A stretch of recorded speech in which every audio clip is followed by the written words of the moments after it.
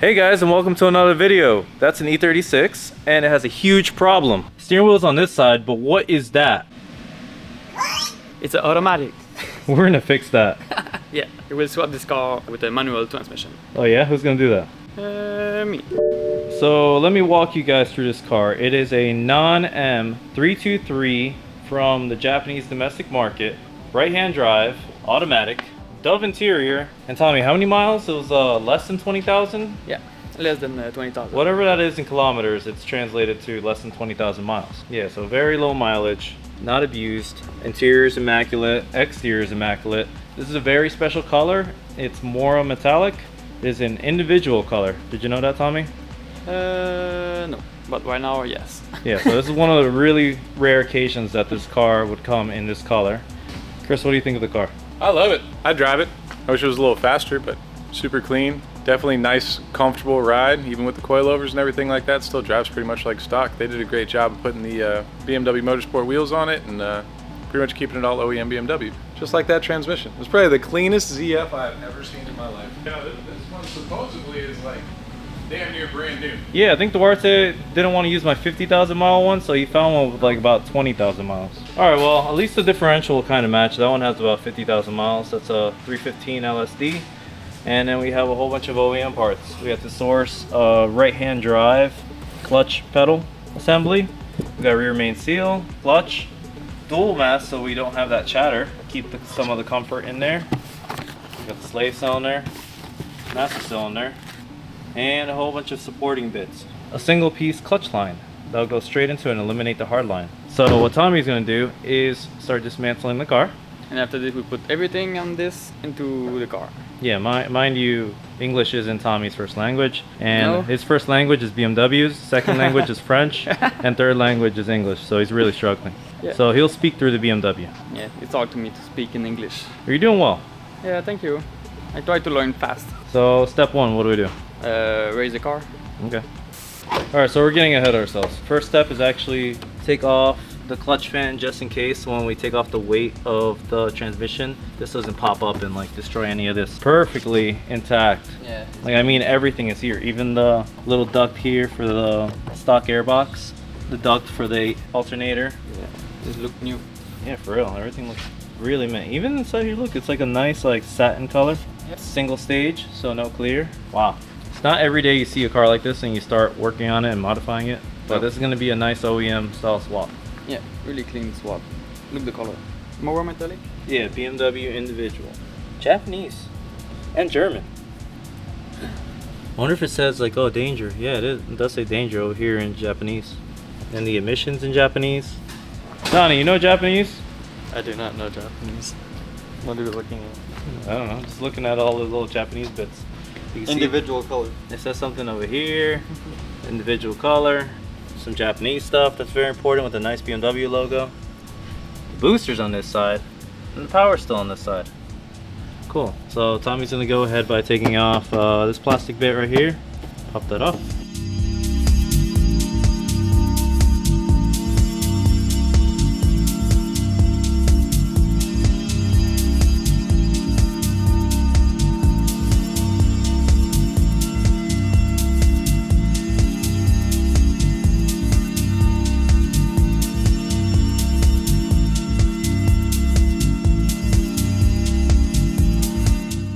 Start to remove the big part. Exhaust, transmission, drive shaft, everything. This way, just turn the hood. Alright, Tommy, we're underneath the car. Automatic transmission gotta be gone. Exhaust needs to come down to get to the drive shaft, which you can see a little bit from here. Yeah, we need to remove this. We gotta remove the heat shield. Eventually, I think the differential gotta come out too because it's a different ratio. Yeah, we're supposed to put that one. Step one, take off exhaust. Even though that we're doing a BMW, this type of manual swap can apply to S chassis, E36 and all that. The same steps are applied. Yeah. There's going to be an exhaust in the way of the drive shaft. Take off some heat shields, get to the drive shaft, and then take off the really heavy slush box. And after this we need to do the clutch line, the manual pedal, and the shifter. Yeah. One thing from previous hands-on experience is that the stuff underneath the car is a lot easier than the stuff on the inside. Unless you're Tommy's size. Tommy fits in there pretty well. Tight fit Tommy. Because once you're fighting underneath there with a flashlight and the pedals and everything, you're not gonna wanna do this. The big stuff's easy. Exhaust might be rusty, might not be. This is a low mileage car from Japan. Might have a little bit of oxidation. This ain't that bad. Usually those studs actually would break if they're too rusty. But Tommy is from Canada and he's seen a lot worse. Yeah, a lot more rust. Yeah, this is a really light rust. Light rust, he calls it. Look, we have more Japanese writing. Careful. JDM, this is a car. Super JDM. I'm just a peanut gallery today, don't mind me. Oh, that usually never happens. In Quebec, we didn't see this kind of boat. We don't see this kind of boat. Loose. Strong guy now. Yeah, not that one. I think I need to eat this one. Eat it? Eat it. Eat it? Emphasis on H, Tommy. Heat. Heat. There you go. We'll be American in no time.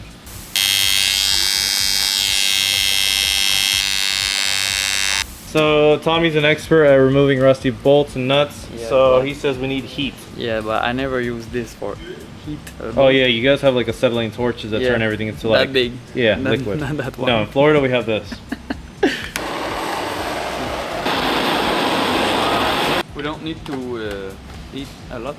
So acetylene torch usually goes real quick. Yeah, This one, really quick. this one Tommy's not too sure about though. Wow, crazy! The heat worked. Yeah, it's worked. It's worked. Oh, there we go. All right, so exhaust is out of the way. Now we got to get to the heat shield. Yeah. And take off this Japanese drive shaft. Look, there's no Gibo. No Guibo. No in the back, no in the front. Yeah, Japanese people like the feel of direct drive. Yo, Chris, you ever seen a transmission without a Guibo?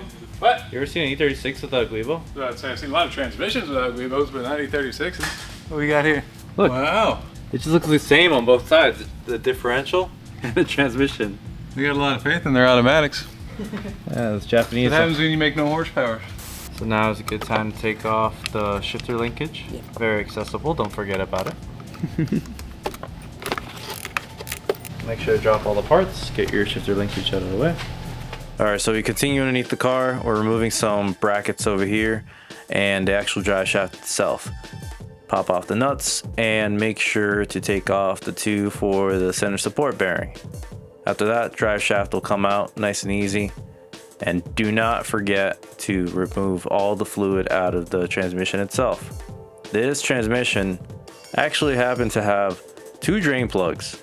We have no idea what the other one was for, but it was full of fluid. Caught us by surprise. Glad we emptied it.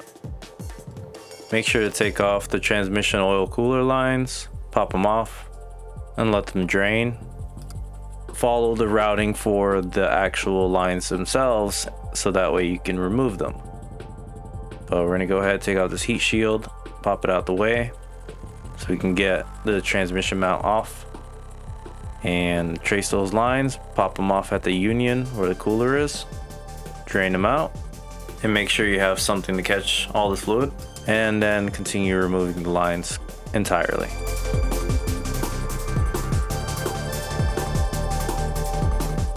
So now you pull out your 3-foot extension and you start trying to take off these bolts. Yeah. With the bolts out of the way, start rotating the torque converter along with the flex disc in order to start separating the transmission from the actual engine. Make sure that everything is removed. If not, you're going to get a bunch of fluid everywhere from the torque converter. Pop your transmission jack underneath and start slowly separating, making sure that it pops off in one unit. Torque converter stays inside the transmission. Lower it down. Check it out. Admire your fine work of removing a slush box out of your car. And continue taking off the flex disc. From there, confirm that all the parts are compatible your lines are the appropriate length and start looking for the access holes for the lines themselves, popping from the inside of the car to the outside of the car. Might be some heat shields in the way, and start planning the route for your lines to run from the firewall from the inside to the outside of the car. There's going to be some plastic panels in the way. Get them out the way so that way you can install your pedals when the time comes. One hole here and one hole here. For the clutch line and for the fluid here. Now we can proceed to removing the automatic brake pedal so you can make way for that new spicy 3-pedal assembly. You're going to pop it off, take off the nuts that hold it to the actual brake booster, and you're going to pull it aside and confirm that your new pedal set is going to work with any new parts or used parts that you have purchased for the swap itself and the line kit. Just confirm the fitment and pop it on under there. Pass the lines on through, make sure they're long enough, give it a nice little stretch, and you got the 3rd pedal in. Good job. With Cricket at vacation, Chris has turned into a big fabricator guy now.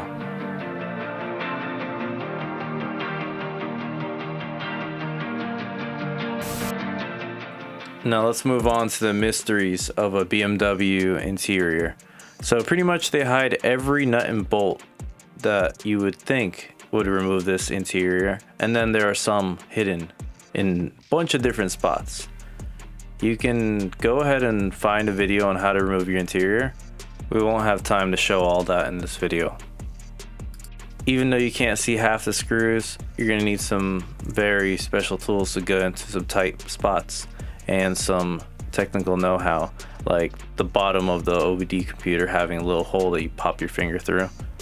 But if with a fancy little ratchet screwdriver tool, you can get to most of these screws, pop everything off, make sure you don't break any of the tabs, especially on a car like this. Everything's intact, good. And we continue removing the automatic shifting assembly, so that way we can make way for a nice manual gear selector.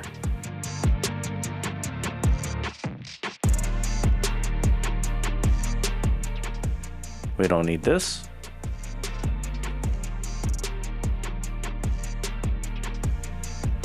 And now we're ready for the shifter. These two wiring, we need to connect them together to bypass the automatic shifter. Oh, there we go. This is different than a USDM model. Yeah, the number is different, but the wiring color is the same. So these wires prohibit the car from turning on. Yeah, it's not in park. On the USD car is like pin 5 and pin 7, but the 5 is empty. So the 5 is the 1 and the 7 is the 3. And then from the same plug we're getting the reverse lights. Yeah, the reverse light is supposed to be 2 and 3 on the US car, but right now is 5 and 7. The green, white and the blue, yellow. Cool, and then you gotta run those down the tunnel. Yeah. Yeah? Yeah.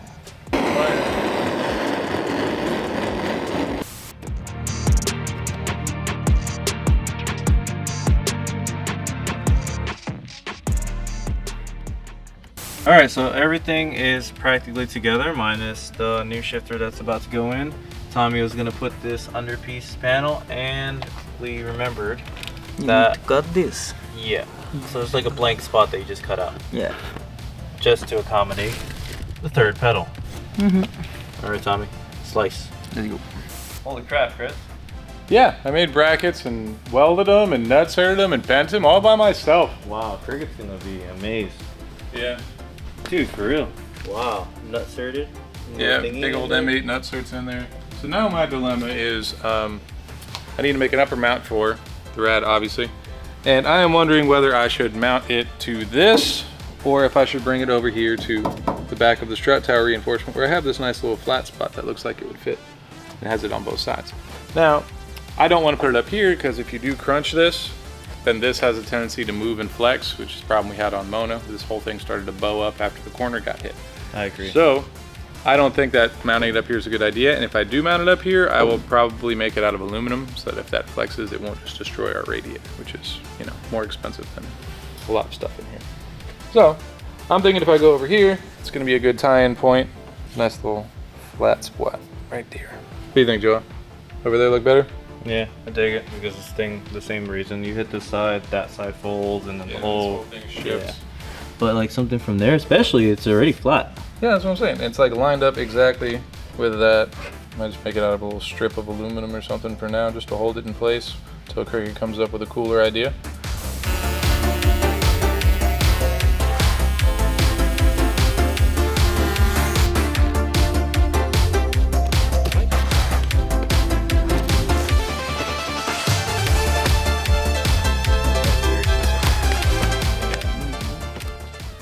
Okay, so Tommy shoved the shifter in the hole. You can see that we have the reverse light wiring ready to be wired up to a connector.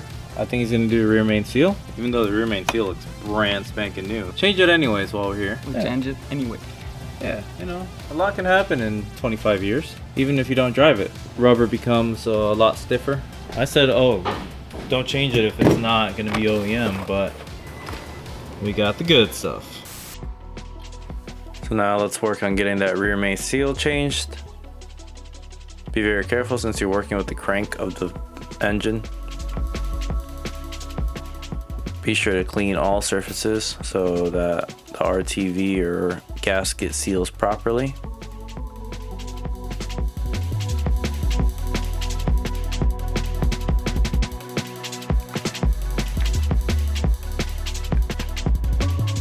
Use some new hardware and torque down everything properly. Install the pilot bearing, the flywheel, torque it down correctly. Be very careful, and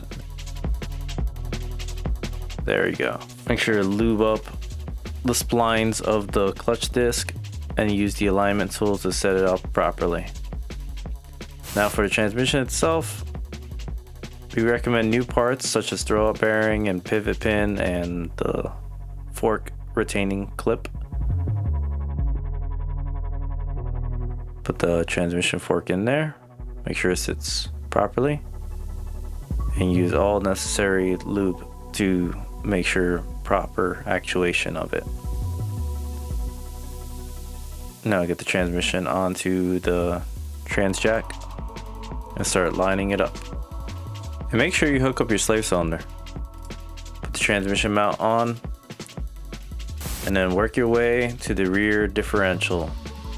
Going from an automatic transmission to a manual might have a gear ratio difference. Right now would be a good time to swap out the differential considering the drive shaft is out of the way.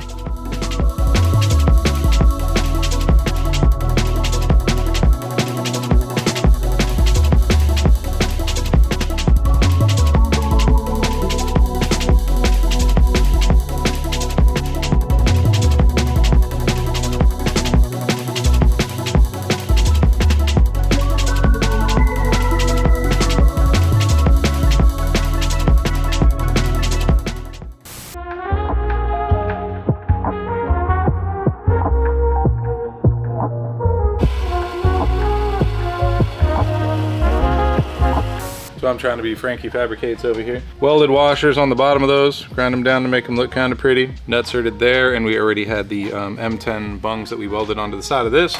So now I am just making a rod to connect the two, which proved to be more of a challenge than I expected. The first one is easy because I can move the radiator a tiny little bit, 1/8 of an inch here or there, to kind of get the thing positioned. The second one, I have no wiggle room, so I'm gonna get this one welded first so the radiator doesn't move, and then we're gonna go from there. The last time the S54 was in the background of the videos, now the fabrication for the F30 is in the background of a manual swap. Yeah, Joel's getting all excited with all this E36 stuff going on. Tommy got pretty much the whole manual swap done in a day, which was great, getting that trans out. I don't know why those transmissions are so damn heavy, but they're beefy and apparently are pieces of garbage. So hey, low mileage, 30,000 mile, automatic trans for an E36 in case anybody needs one. So the last couple steps is work backwards, put everything back how it was, top off fluids, put your exhaust back on, and make sure to run the appropriate lines off the existing reservoir, so that way your slave cylinder has fluid going to it as you are pumping the master. Make sure some fluid comes out, so that way it makes the bleeding procedure easy.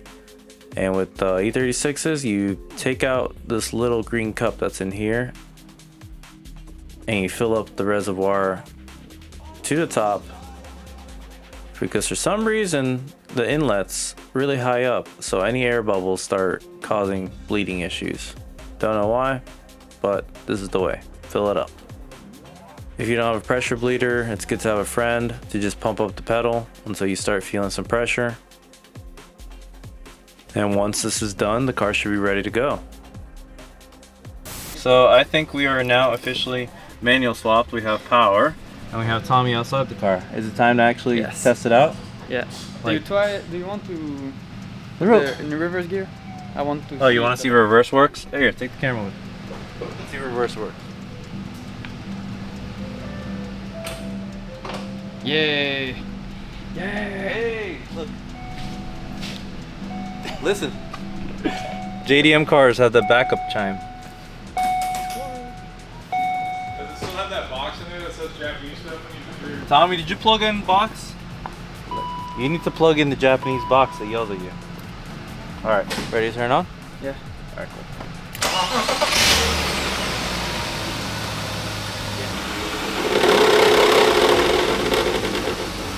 What's that? I don't know. Did you move it? What was it? The heat shield. The heat shield just a little bit? Yeah. That was a very scary sound. Yeah, but right now it's okay. Oh, we manual, baby.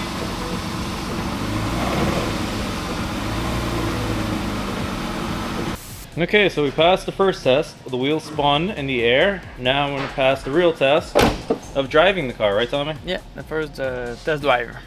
Okay. For the Oh, car. you a burnout. I've been trying to drive right now.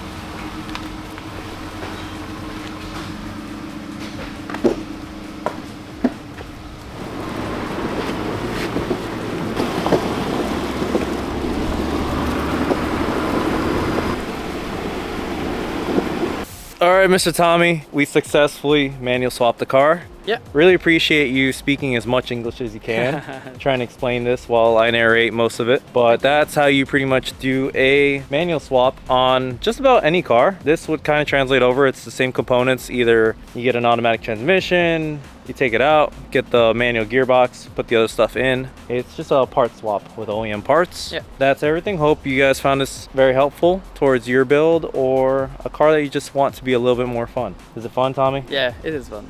All right, cool. Well, thank you guys. Like, comment, subscribe, and since Cricket's not here, we gotta do the kick. Thanks.